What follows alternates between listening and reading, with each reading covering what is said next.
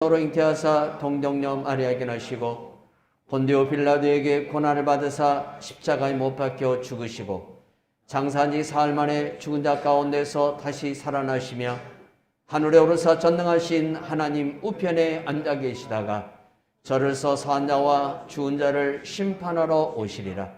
성령을 믿사오며 거룩한 공의와 성도가 서로 교통하는 것과 죄를 사하여 주시는 것과 몸이 다시 사는 것과 영원히 사는 것을 믿사옵나이다. 아멘. 교동문 제 12번 시편 19편에 있는 말씀 함께 나누시겠습니다. 하늘이 하나님의 영광을 선포하고 날은 날에게 말하고 밤은 밤에게 지식을 전하니 언어도 없고 말씀도 없으며 들리는 소리도 없으나 그의 소리가 땅에 통하고 그의 말씀이 세상 끝까지 이르도다. 여호와의 율법은 완전하여 영혼을 소성시키며 여호와의 증거는 확실하여 분한 자를 지혜롭게 하며 여호와의 교훈은 정직하여 마음을 기쁘게 하고 여호와의 계명은 순결하여 눈을 밝게 하시도다. 여호와를 경외하는 도는 정결하여 영원까지 이르고 여호와의 도도 진실하여 다 의로우니 금 곧 많은 순금보다 더 사모할 것이며 꿀과 송이꿀보다도 더 달도다. 아멘. 찬송가 32장 찬송 하나님께 영광 돌리겠습니다.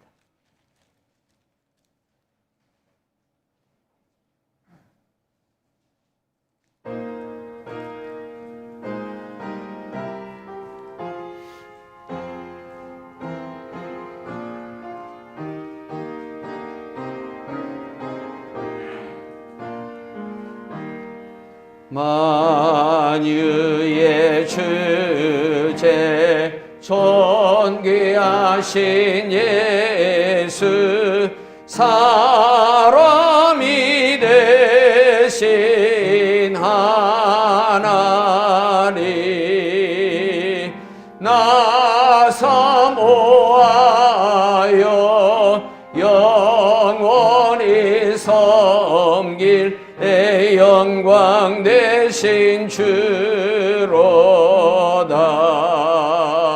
화려한 동산 무성한 저수목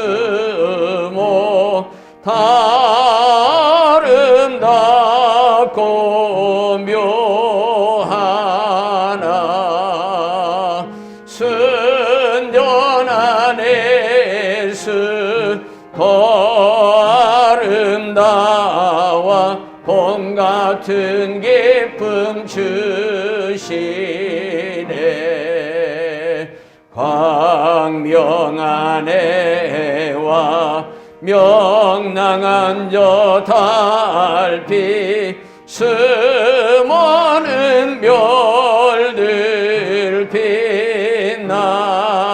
빛나나 주 예수 빛이 더 찬란하여 참 비교할 수 없도다.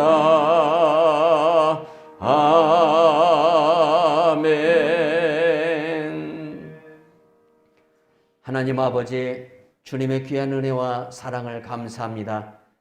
오늘도 거룩한 주님의 성일을 맞이해서 아버지 앞에 나와 예배드릴 수 있도록 은혜 주심을 감사드려옵나이다. 하나님 아버지, 전 세계가 이렇게 바이러스로 인하여서 많은 고통을 받고 세계가 세계로 오고 갈 수 없는 그러한 어려운 일들이 아직도 계속 전개되고 있는 것을 볼 수 있사오니 이제 아버지께서 저희들 가운데에 아버지의 자비하심과 긍휼하심을 베풀어 주셔서 이 바이러스를 하나님 저희들이 오직 주의 은혜로 거두음을 받아서 자유로움과 평안함을 누릴 수 있도록 하나님 오늘 또 이 땅에 은혜를 내려 주시옵소서.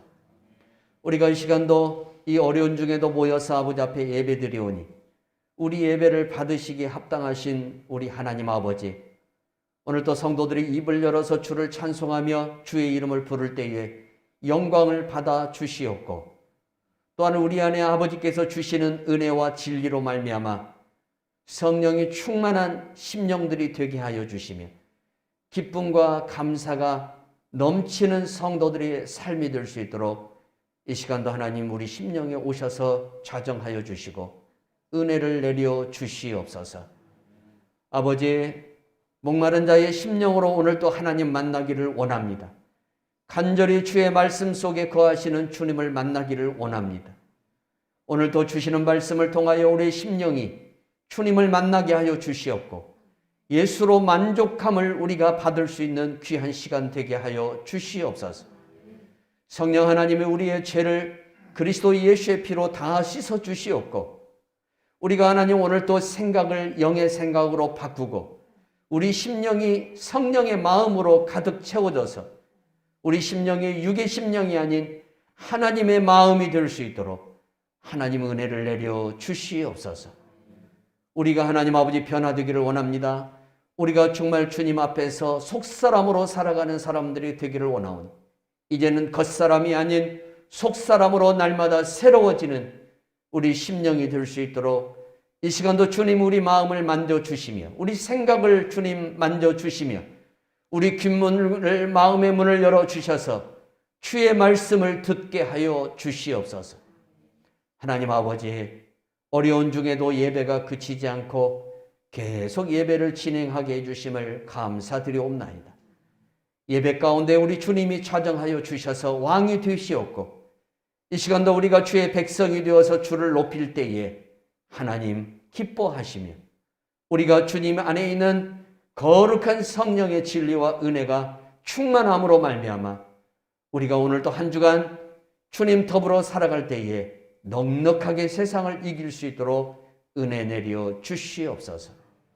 오늘도 하나님 아버지 모든 선교사님들에게 은혜를 주시고 또 나라와 민족 가운데 은혜를 주시옵고 또 병원에 입원해 있는 귀한 권사님들 불쌍히 여기시며 하나님 아버지 또한 사모가 이렇게 수술하고 회복 가운데 있사오니 하나님 그 몸도 잘 회복될 수 있도록 은혜 내려 주시옵소서.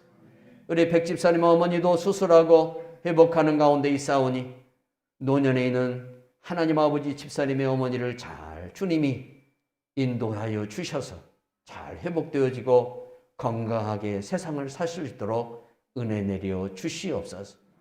현 집사님과 하나님 우리 최권사님을 또 기억하여 주시고 또 주님 이렇게 어렵고 힘든 이 시대에 노년에 있는 성도들이 코로나로 인해서 어려움 당하지 않도록 항상 지켜주시고 하나님 붙들어 주시옵소서.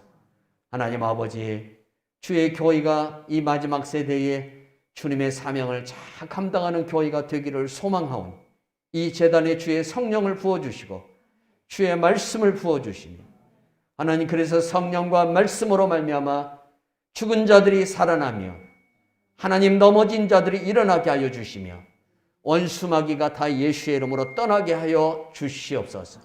오늘 예배 시간에도 오시옵소서. 이 시간도 하나님 좌정하여 주셔서 역사하시고 함께하여 주시옵소서.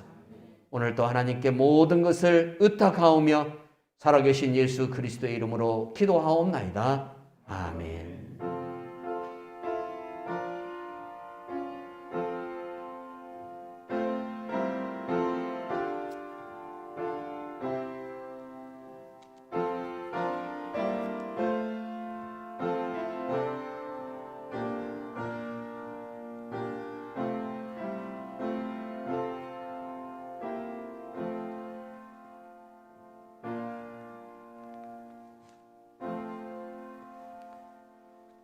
하나님의 말씀 구약성경 시편 23편 1절에서 6절에 있는 말씀까지 한 절씩 나눠서 읽겠습니다. 마지막 절은 같이 읽습니다. 시편 23편 1절에서 6절에 있는 말씀까지입니다.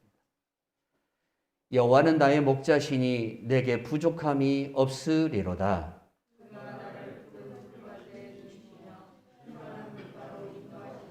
내 영혼을 소생시키시고 자기 이름을 위하여 의의 길로 인도하시는 도다.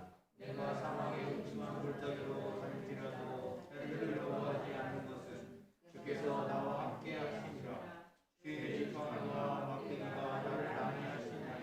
주께서 내 원수의 목전에서 내게 상을 차려 주시고 기름을 내 머리에 부으셨으니 내 잔이 넘치나이다. 인자심이 반드시 나를 따르리니 내가 여호와의 집에 영원히 살리로다. 아멘. 93장 찬송 부르시겠습니다.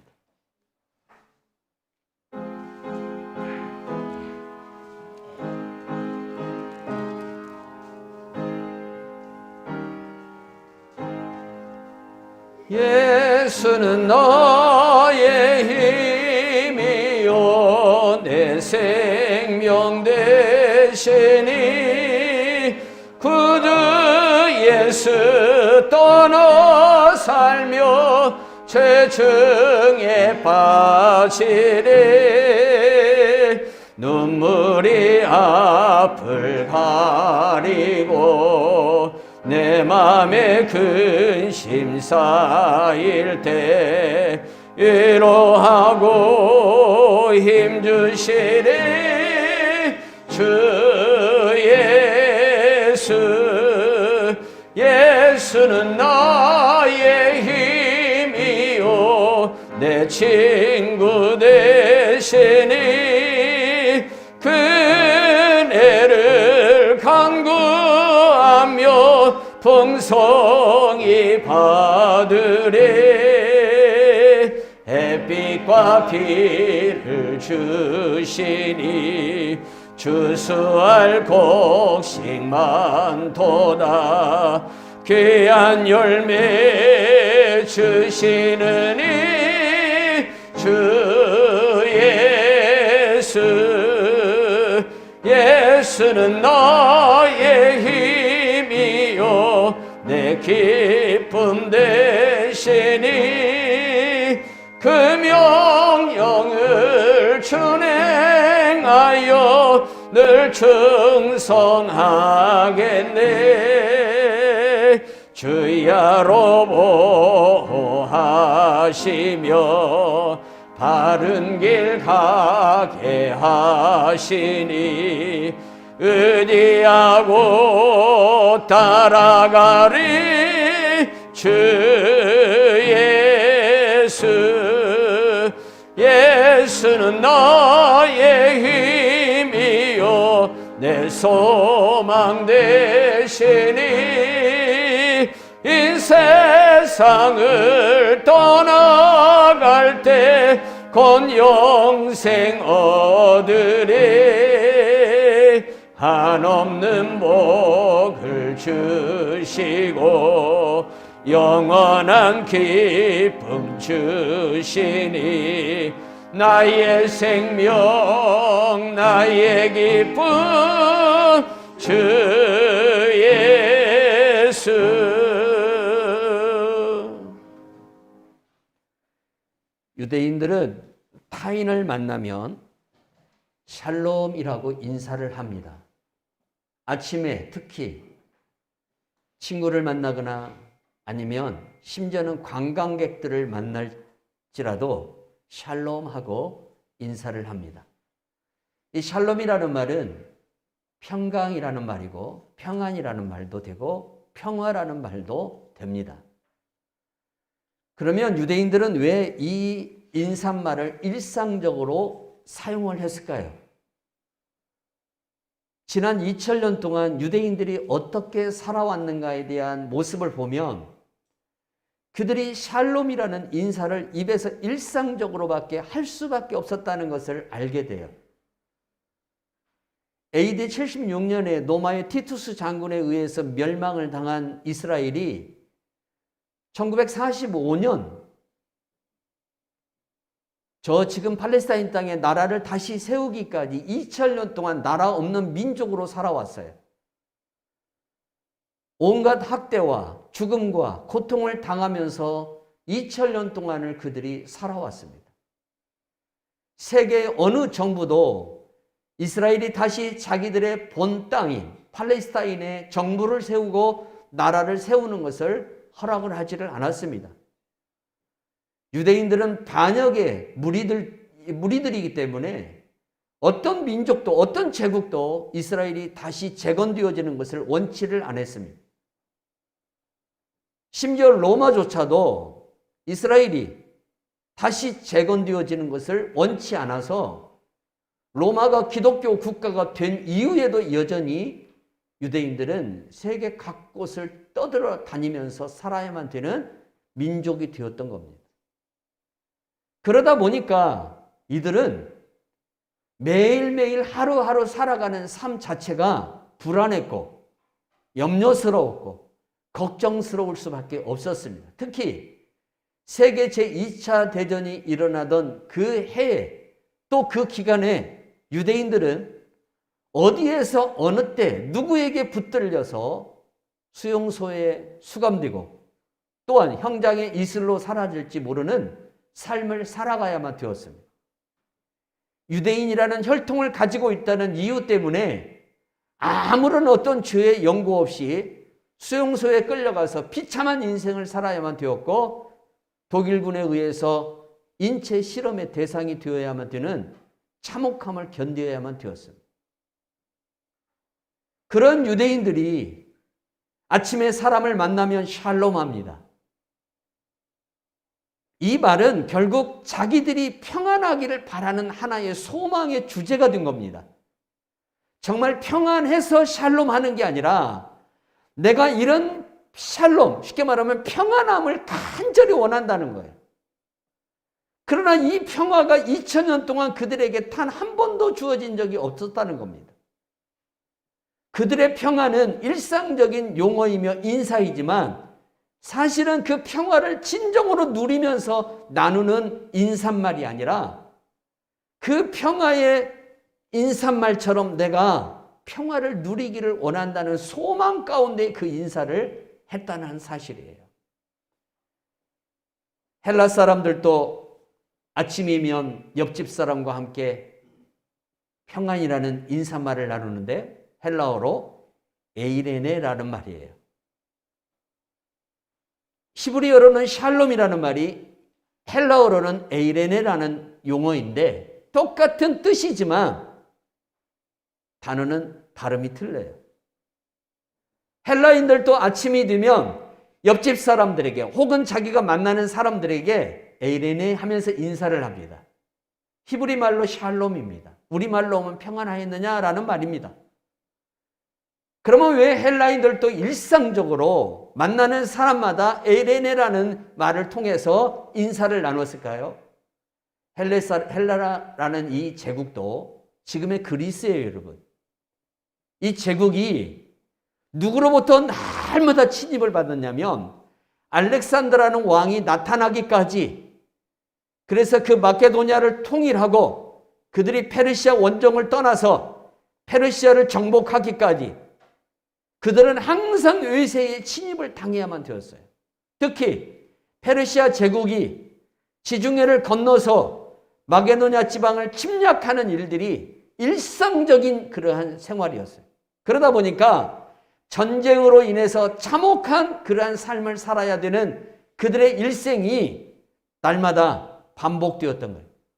그러다 보니까 불안하고 염려스럽고 걱정스러운 삶이 하루를 지나면 또 하루가 시작되고 또 그 하루가 지나면 또 다른 하루가 계속해서 반복되는 가운데에 우리가 이런 생활을 하지 않고 정말 평안하게 하루하루를 살았으면 좋겠다라는 소망 가운데에 옆에 사람들에게 에이레네 평안하였느냐 물어보는 거예요. 어제 밤새 아무 일 없었느냐? 우리가 정말 배고프고 힘들 때에 동네 어른을 만나면 옛분들이 진지 드셨습니까? 라는 질문을 하죠. 존경의 차원에서 하는 말이기도 하지만 그 말에는 깊은 뜻이 있어요. 너무 우리가 못 먹고 살으니까 식사나 제대로 하고 지내십니까? 라는 그러한 질문입니다. 샬롬이라는 말과 에이레네라는 말은 그런 의미를 담고 있어요. 그런데 사도 바울이 성경을 쓰면서 편지를 보내면서 각 교회들에게 고린도전서면 고린도전서, 또 데살로니가 전서면 데살로니가 전서, 갈라디아서면 갈라디아서, 혹은 로마 교회에 보내는 편지면 로마서, 그의 서신서 항상 1장 1절에는 어떤 말이 나오냐면 평안하였느냐라는 말을, 질문을 던져요. 그러면 바울도 일상적인 인사로 교회들에게 평안하였느냐라고 말한 것일까요? 아니라는 겁니다. 바울 안에는 진정한 평화가 있었어요. 날마다 반복되는 고난이 있었고, 그가 정말 삶의 소망이 끊어지는 고통이 그에게 반복되는 사역의 현장이 지속되었지만, 그러나 그 안에는 누구도 그의 평화를 뺏어갈 수 없고 누구도 그의 평화를 강탈할 수 없는 진정한 평화가 그의 심령 안에 있었어요. 그 평화가 교회와 성도들에게도 같이 누려지는 평화가 되기를 원해서 바울이 뭐라고 얘기를 해요? 평안하였느냐? 라고 물어요. 너희에게 평강이 있을지어다. 그렇게 묻는 거예요. 오늘 우리들에게 어떤 평화가 있어야 돼요? 오늘 우리 심령 안에 어떤 평강이 있어야 됩니까? 어떤 소망을 바라는, 내가 그렇게 평강스럽게 평안하게 살았으면 좋겠다는 소망의 차원에서 평강을 원하는 게 아니라, 그 평강을 원하는 마음으로 우리가 샬롬하는 게 아니라 진짜 샬롬의 은혜가 우리의 삶 속에서 누려져야 한다는 거예요. 왜 삶 속에 우리의 이 샬롬의 은혜가 누려져야 될까요? 하나님이 나와 함께하고 있잖아요. 하나님의 나라가 내 심령에 임했잖아요. 내가 예수 그리스도를 믿고 죄와 사망으로부터 완전히 해방됐잖아요. 성령의 생명의 법이 나를 다스리고 나를 인도하고 있잖아요. 성령님이 나의 인도자가 되시고 나의 도움자가 되셔서 나를 지금 이끌어가고 계시잖아요. 나를 인도하고 계시고 나를 도와주고 계시니까 내가 당연히 평안해야 되죠. 할렐루야. 그런데 우리가 이게 어느덧 일상적인 용어가 되어버렸다는 거예요. 어떤 습관적인 것이 되어버렸다는 거예요. 샬롬이라는 것이 정말 우리 안에 누려지냐 이거예요. 내가 그 고통과 그 고난과 염려와 걱정거리가 앞서 있지만 그럼에도 불구하고 내 안에 진정으로 하나님 아버지의 평화가 있냐 이거예요. 이게 없다면 오늘 내 안에 하나님과 내가 같이 동행하고 있다는 걸, 하나님이 나의 목자가 되고 있다는 사실을 내가 온전히 신뢰하지 못한다는 겁니다.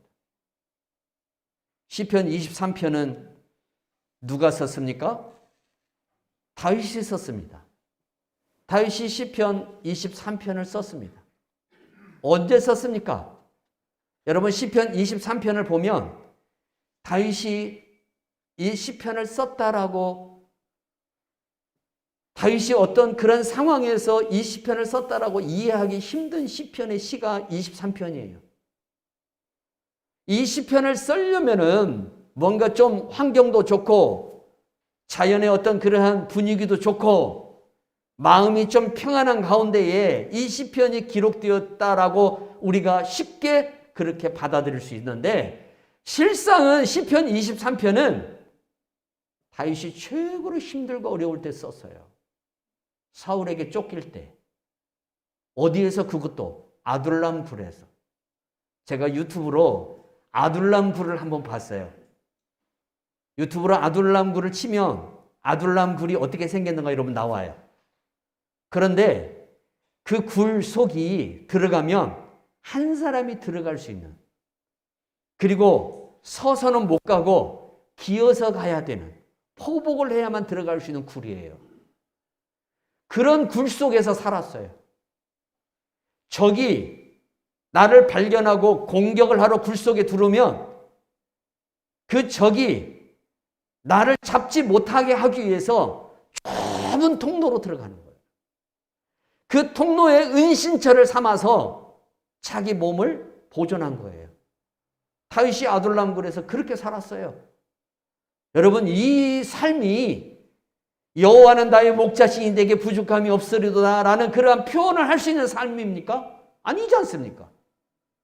우리가 만약 이러한 삶을 살아간다고 한다면 과연 우리 입에서 여호와는 나의 목자시니 내게 부족함이 없으리로다, 이 소리가 과연 나올 수 있겠냐 이거예요. 이러한 삶을 살아가고 있는 다윗임에도 불구하고 다윗이 시편 23편을 통해서 여호와는 나의 목자라고 이야기해요. 그러면서 뭐라고 그래요? 내게 부족함이 없다라고 얘기해요. 샬롬의 평화가 자기 환경과 아무 관계가 없어요.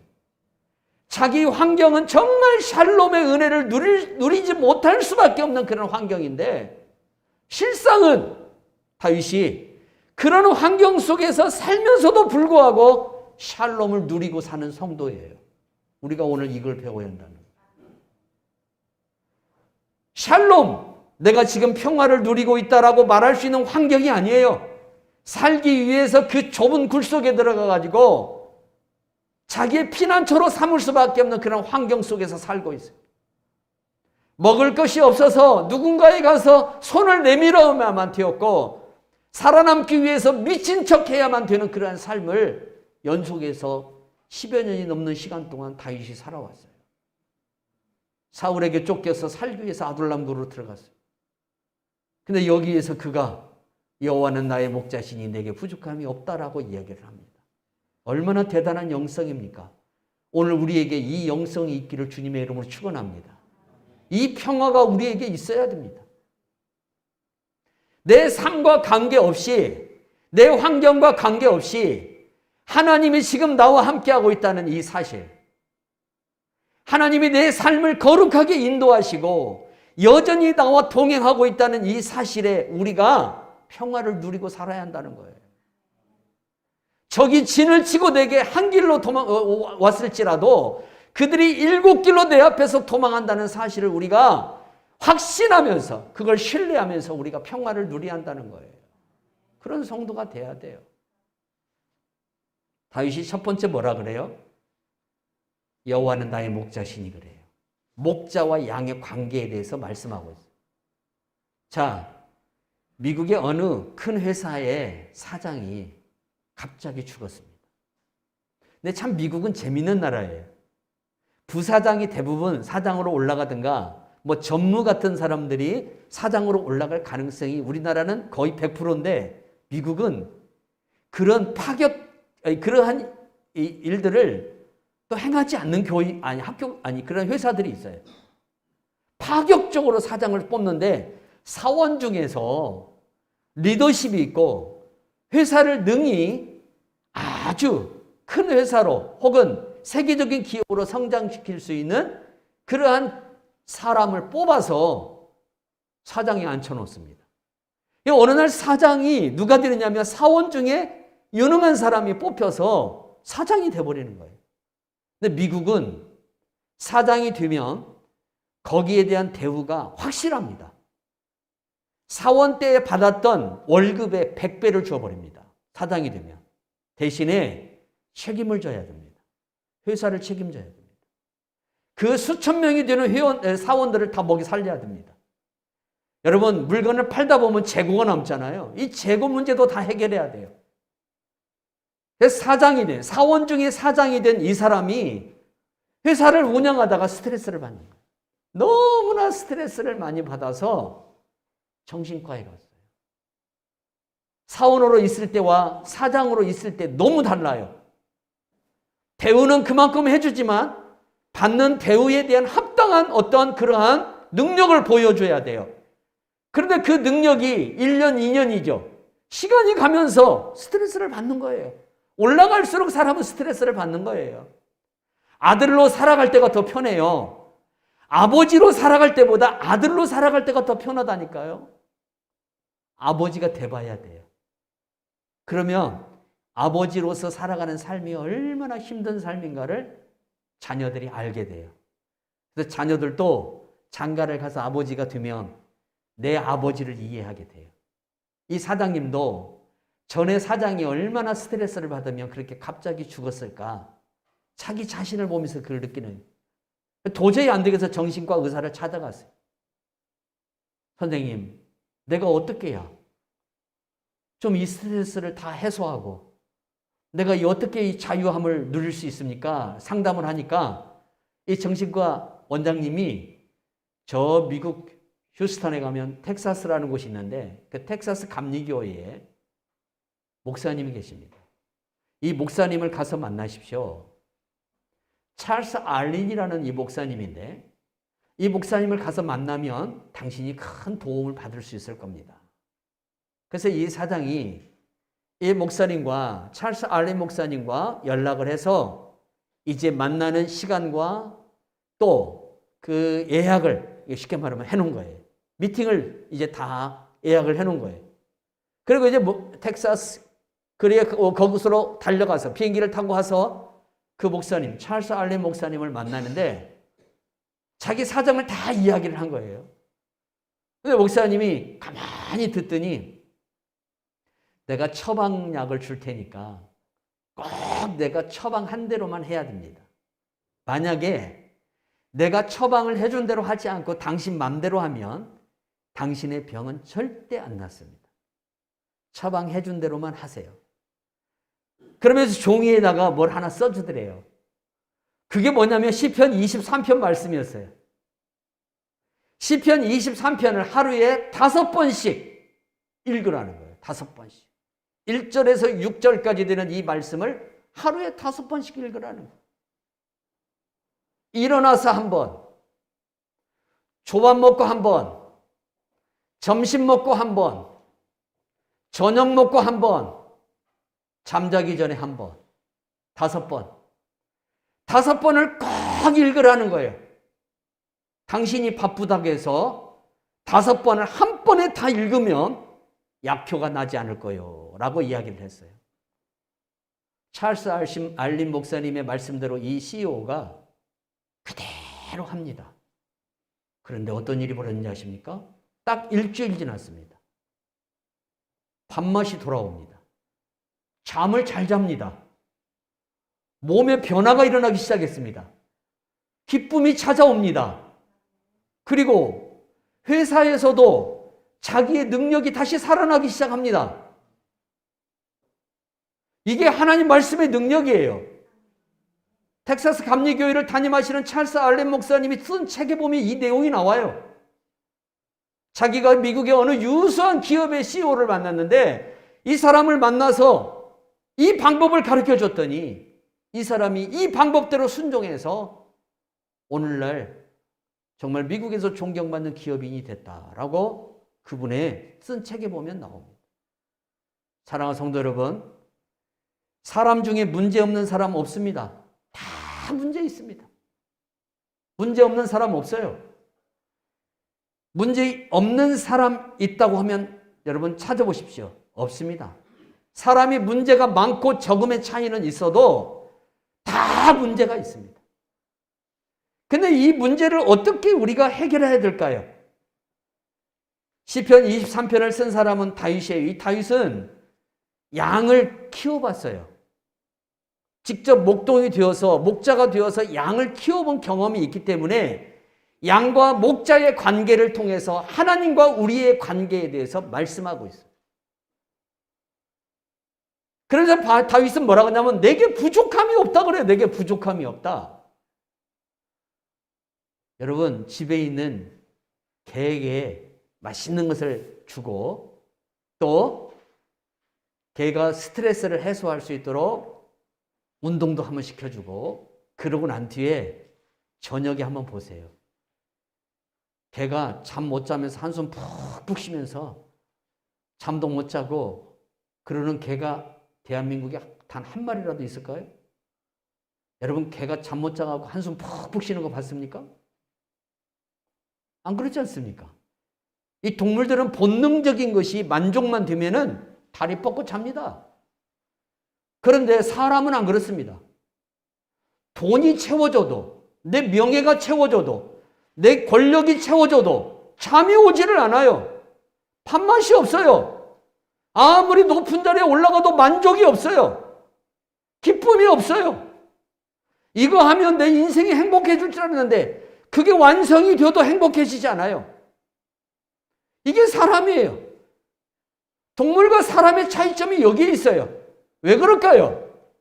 사람은 여러분 영혼이 있습니다. 동물은 영혼이 없습니다. 하나님께서 사람을 만드시고 사람의 코에다가 생기를 불어넣었습니다. 이게 영혼입니다. 그래서 사람은 육이 아무리 만족을 해도 만족이 되질 않습니다. 일시적인 것뿐입니다. 사람이 만족하고 여러분 사람이 평안하게 잠을 자고 입맛이 돌아오고 사람이 이 삶의 생기가 살아나려면 사람의 영혼의 만족이 채워져야 돼요. 우리 영혼의 만족이 채워지지 않으면 우리는 항상 어떻게 해요? 목마르고 항상 우리는 불행하고 근심하고 염려하고 살아갈 수밖에 없어요. 우리 영혼이 하나님의 말씀으로 채워지고 우리 영혼이 하나님의 보좌로부터 나오는 생수로 채워질 때 비로소 우리가 만족하게 돼요. 그래서 하나님을 만난 사람들은 어떤 상황에서도 다리를 뻗고 잠을 자요. 베드로 보세요. 감옥에서도 다리를 뻗고 자지 않습니까? 시편에서 사랑하는 자에게 잠을 주시노다 그랬어요. 평안함이 오는 거예요. 샬롬이 오는 거예요. 정말 하나님이 나와 함께하고 있다는 이 사실을 깨달으면 여러분 진정으로 평화를 누리게 돼 있어요. 어떤 상황에서도 평화를 누리게 돼 있어요. 그런데 우리가 나와 함께하고 있는 하나님을 보지를 못하기 때문에 내 눈에 항상 문제만 보이는 거죠. 그러니까 내가 걱정하고 근심하고 염려하고 그래서 밥을 먹어도 맛이 없고 잠을 자도 잠을 잔 것 같지가 않고 뭔가 내 목적을 이루어도 허탈하고 허무하고 그러는 거예요. 영혼이 만족이 안 되면 사람은 허무합니다. 하나님께서 우리를 그렇게 만드셨어요. 여러분의 영을 만족하지 않으면 여러분들은 항상 나는 불행합니다라는 말을 입으로 달고 살 수밖에 없습니다. 자, 그러면 여호와는 누구의 목자입니까? 나의 목자입니다. 너의 목자가 아니라 나의 목자입니다. 하나님은 나와 하나님과의 관계지 너와 하나님의 관계가 아닙니다. 중요한 건 뭐냐면 아버지 어머니가 아무리 신앙생활 잘해도 그건 아버지와 어머니의 하나님이지 자식의 하나님이 아니에요. 내가 신앙생활 잘한다고 해서 내 자녀가 구원받는다? 아닙니다.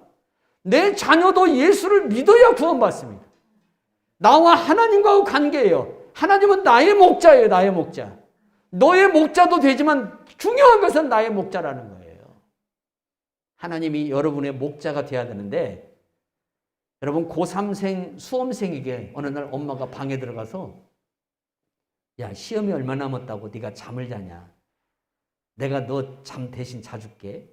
네가 지금 시험이 얼마나 남았다고 밥 먹을 시간이 있냐. 내가 대신 먹어줄게. 이게 말이 됩니까? 이게? 여러분 아무리 수험생이 시간이 아깝더라도 잠은 수험생이 자야 되고 먹는 것도 수험생이 먹어야 됩니다. 안 그렇습니까? 내가 해야 할 일이 있고 네가 해야 할 일이 있어요. 하나님은 너의 하나님이지만 그게 중요한 게 아니라 나의 하나님이 중요하다는 거예요. 나와 하나님과의 관계가 굉장히 중요해요. 그래서 참 재밌는 것은요. 내가 하나님을 아버지라고 불러요. 그러죠? 그러면 내 아들이 하나님을 뭐라고 불러야 돼요? 할아버지라고 불러야 돼요. 여러분 집에서 내 아들이 낳은 아들이 나를 뭐라고 불러요? 할아버지라고 부르잖아요. 그러면 우리도 하나님을 저희 어머니가 하나님을 아버지라고 불렀으니까 나는 하나님을 할아버지라고 불러야 되는데 나도 하나님을 뭐라고 불렀냐면 아버지라고 불러요. 하나님은 나와 1대1의 관계라는 거예요. 자, 미국에 가면은 무디 신학교라는 신학교가 시카고에 있어요. 이 신학교에서 학생들을 오랫동안 가르쳤던 스위딩 박사가 재밌는 말을 했어요. 하나님에게는 손자가 없다. 하나님에게는 다 아들입니다. 나와 하나님과의 관계입니다. 여러분, 이 관계를 지금 누리고 삽니까? 문제는 이겁니다. 나와 하나님과의 관계, 내가 하나님 안에 있고 하나님이 내 안에 있는 이 샬롬의 평화가 오늘 내 삶 속에서 암흑 같은 할지라도, 어두운 삶이라 할지라도, 이 암흑 같은 어두운 삶 속에서도 진정 내 안에 평화가 있어야 돼요. 내가 아버지라고 부르는 그분 안에 있는 평화가 내 안에 강물처럼 흘러야 돼요. 할렐루야. 그러려면 나와 하나님의 관계가 어떻게 해야 돼요? 내가 하나님 안에 있고 하나님이 내 안에 있는 이 연합의 관계로 들어가야 한다는 거예요. 그래서 우리 예수님이 내가 하나님 안에 있고 하나님이 내 안에 있다고 그랬어요. 그러면서 뭐라고 하냐면 나도 너희 안에 있다고 그랬어요. 너희가 내 안에 있기를 원한다고 그랬어요. 그러면 뭐가 되느냐? 평화가 이루어지는 거예요. 진정한 샬롬의 축복이 누려지는 거예요. 그런데 우리가 어려움이 오고 힘든 일이 오면 하나님이 내 안에 어느 날 사라져버려요. 그리고 내 안에 다른 것이 들어와요. 다른 것이, 어두운 것들이 들어와요. 그러니까 나와 하나님의 관계 속에서 누려야 할 그 참된 평화가 내 안에서 사라져버리는 거예요. 그래서 항상 힘들고 고독하고 외롭고 우울하고, 그래서 진정으로 하나님의 그 세계, 빛의 세계로 나가지 못하는 그러한 반복되는 삶을 우리가 살 수 있다는 거예요.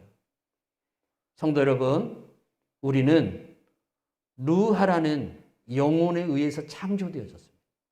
영혼이라는 말은 루하라는 히브리어입니다. 하나님이 우리 코에다가 생기를 불어넣었습니다. 그래서 우리 영혼이 만족되지 않으면 우리는 항상 힘들어요. 그런데 육은 힘들어도 영혼이 만족되면 내 영혼이, 충만한 내 영이 육을 다스리기 시작합니다. 육을 다스리기 시작하면서 내 육이 잠을 좀 적게 잘지라도, 아니 더 많은 일을 할지라도 내 영이 내 육을 다스리면서 어떤 일이 벌어졌냐면 피곤함도 사라져요. 이게 이사야 선지자가 말한 내용이에요. 걸어가도 뛰어가도 피곤치 않고 곤비치 않을 것이다. 적이 내 앞길에 한 길로 왔을지라도 아무 염려가 되지 않아요. 왜? 7길로 도망간다는 것을 하나님이 이미 내게 주신 말씀이잖아요. 이 말씀이 그대로 이루어질 거라는 것을 믿고 확신하기 때문에 영혼이 항상 만족하는 사람은 세상 것으로 인해서 근심하고 걱정하지 않아요. 우리가 그러한 성도가 되어야 될 줄로 믿습니다. 우리를 인도하시는 목자는 예수님이십니다. 자, 양들은 참 이상한 특징을 가지고 있다 그래요.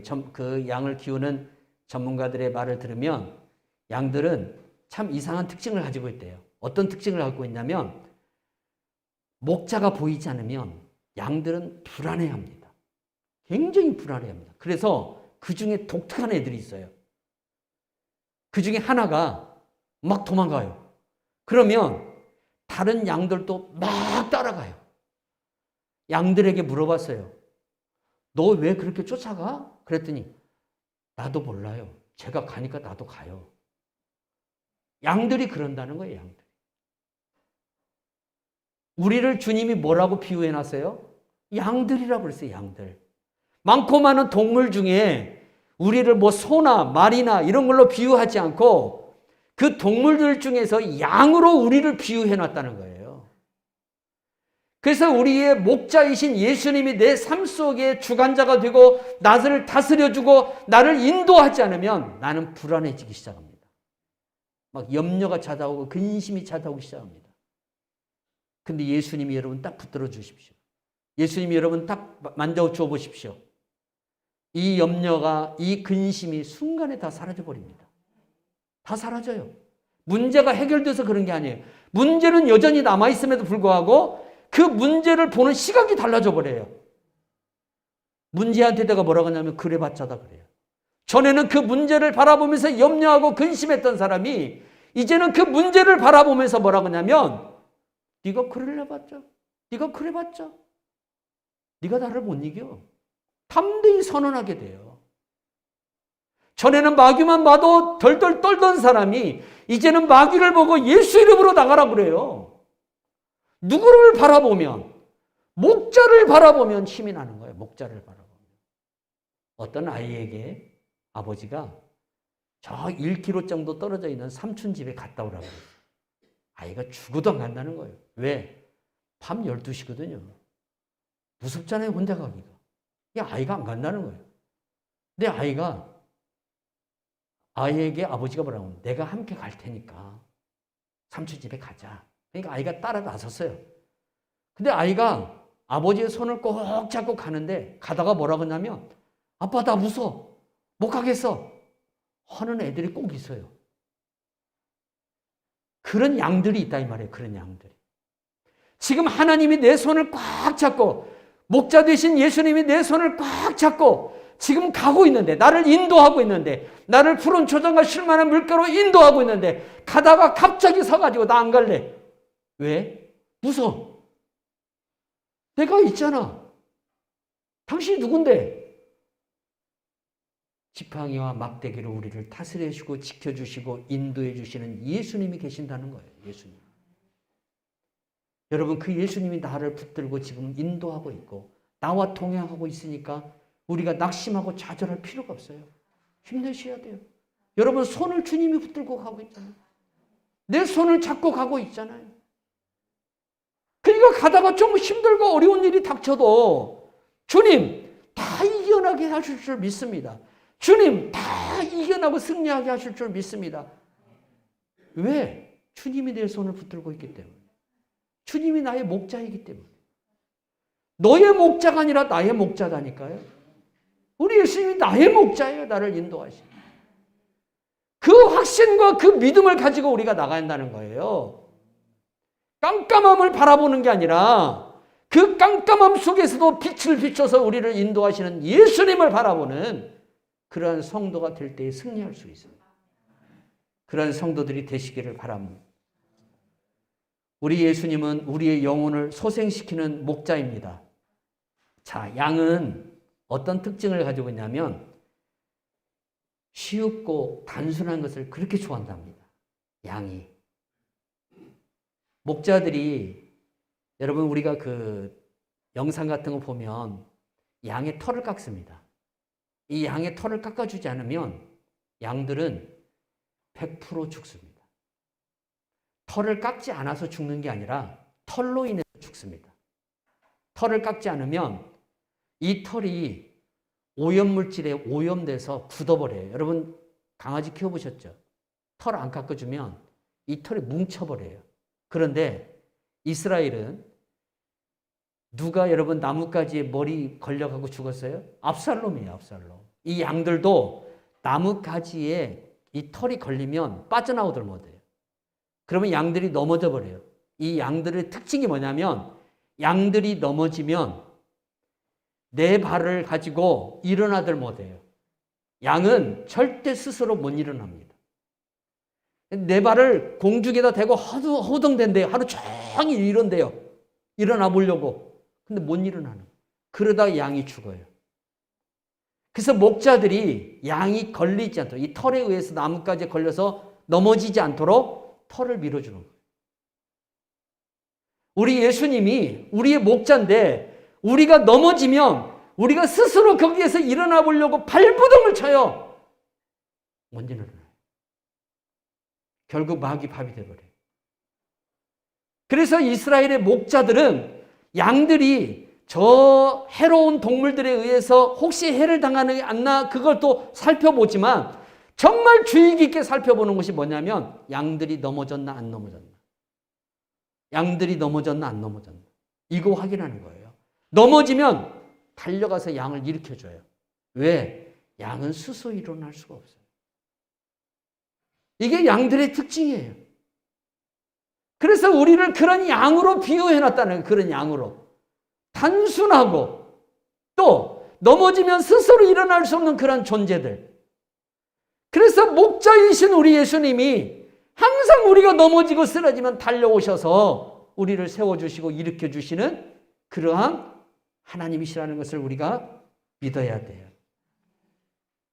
사람이 언제 넘어지는가? 힘들고 지치면 넘어져요. 양들도 힘들고 지치면 넘어집니다. 근데 여기에 넘어지면 일어나지를 못합니다. 그래서 우리 하나님께서 이 양들이 힘을 내도록 어떻게 하시느냐?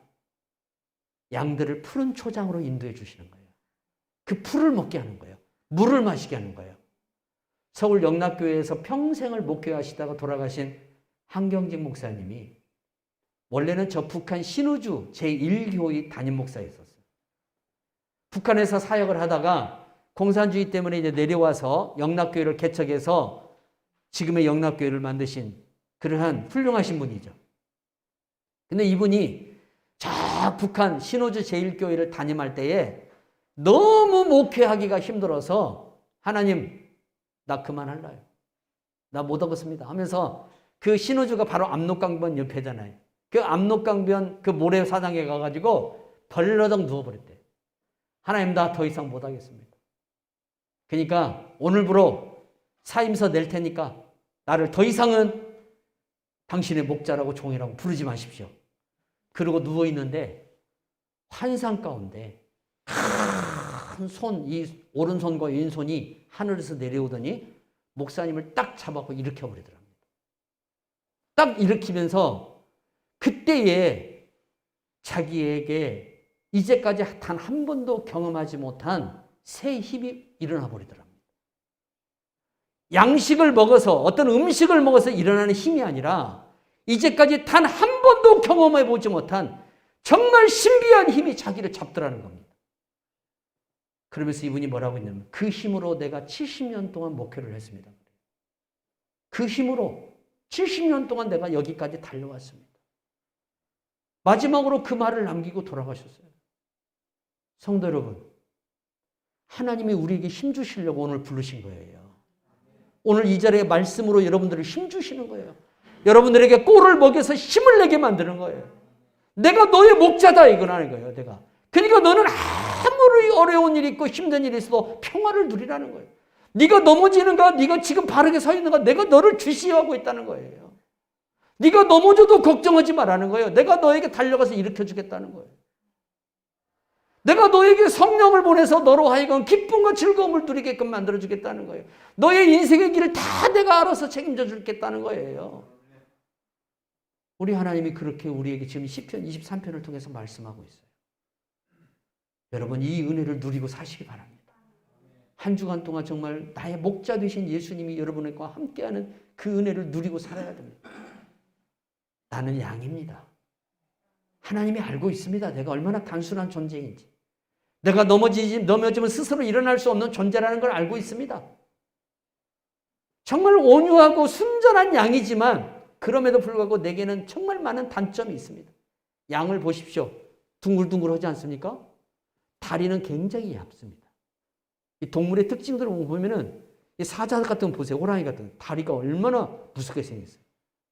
근데 이 양은 다리가 얇아요. 그래서 넘어지면 일어나들 못해요. 그래서 목자가 달려가서 일으켜 주는 거예요. 우리 주님이 우리의 목자예요. 우리의 영혼에 부족함이 없도록 만들어주시는 분이에요. 내 영혼의 양식을 먹여주셔요. 내 영혼을 깨워줘요. 내 영혼을 일으켜줘요. 그러면 내 육이 살아나더라는 거예요. 영이 살아나면 육이 살아납니다.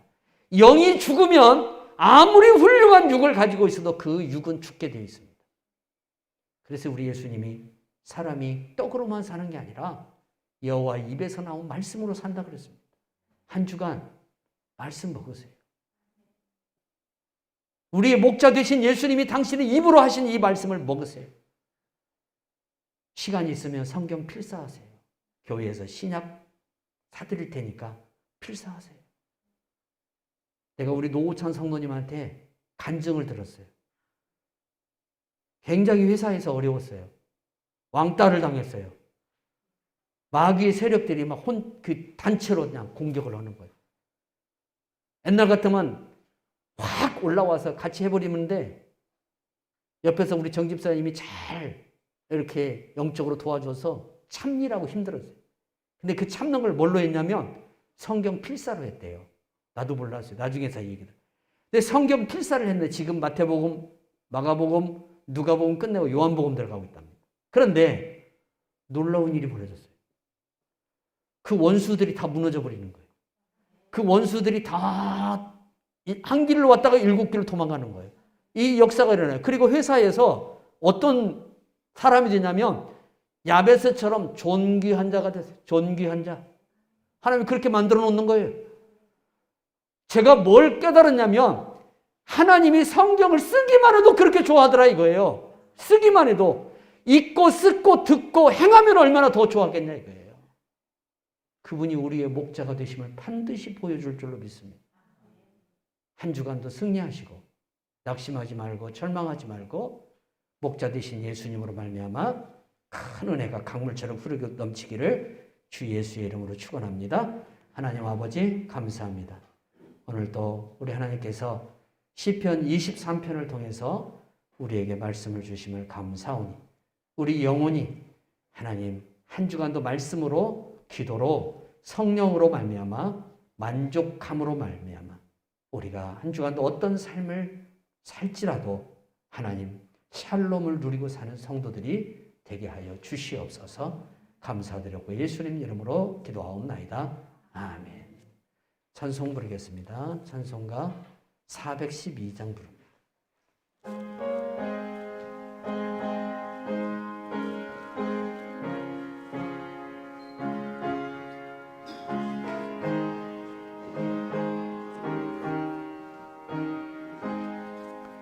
내 영혼의 극히 깊은 데서 맑은 가락에 울려나네 하늘 곡조가 언제나 흘러나와 내 영혼을 고에 사네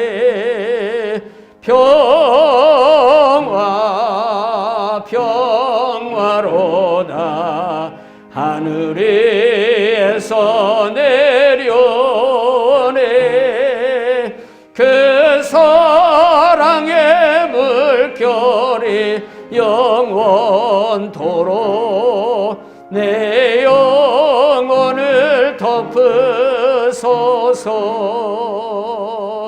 내 마음속에 솟아나 이 평화는 깊이 묻힌 모배로다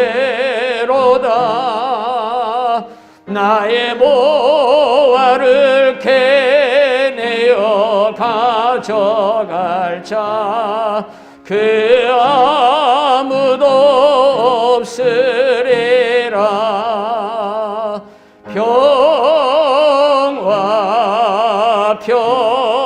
평화로다 하늘에서 내려오네 그 사랑의 물결이 영원토록 내 영혼을 덮으소서 내 영혼의 평화가 넘쳐남을 주의 큰 복을 받음이라 내가 주야로 주님과 함께 있어 내 영혼이 편해지네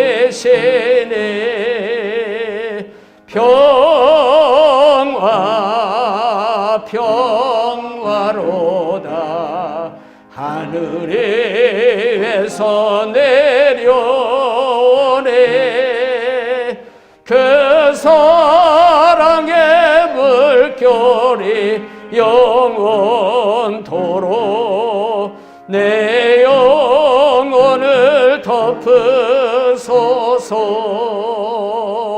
이 땅이 만길 가는 동안 참된 평화가 어디 있나 우리 모두 다 예수를 친구 삼아 참 평화를 누리게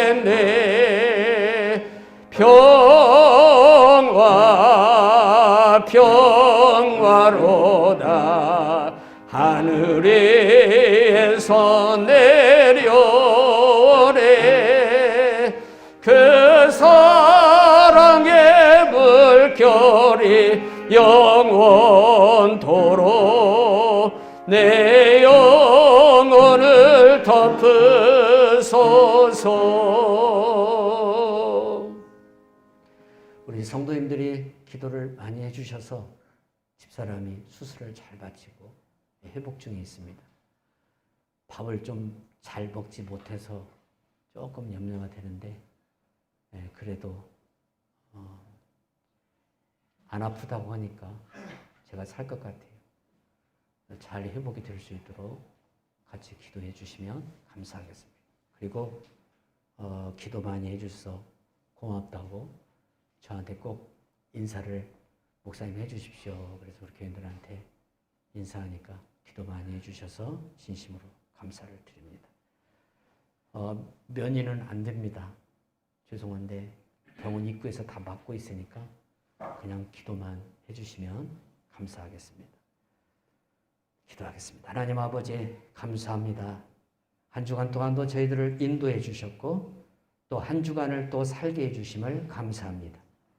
이번 주 한 주간도 살 때에 하나님 나의 목자가 되어주시고 나를 인도하여 주시옵소서. 하나님 우리가 넘어져도 달려오셔서 일으켜주시는 목자 되신 예수님의 은혜가 한 주간 동안 우리 심령 안에 차고 넘칠 줄 믿사오니 목자 되신 예수님이 주시는 그 양식으로 우리 심령을 채워서 우리 영혼이 충만하게 살아남으로 우리 육도 하나님 우리 영의 충만함을 통해서 같이 그 평화를 누릴 수 있도록 은혜 내려 주시옵소서. 이 시간도 귀한 예물 드립니다. 우리 하나님 받으시고 드리는 성도 한 사람 한 사람 다 주님 축복하여 주시옵소서. 예수님 이름으로 감사하고 기도하옵나이다. 아멘. 일어나셔서 이 믿음 더욱 굳세라 1절 부릅니다.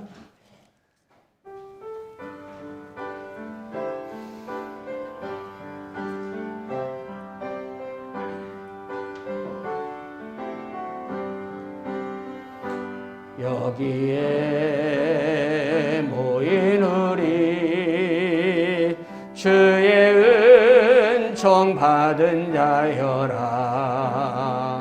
주께서 이 자리에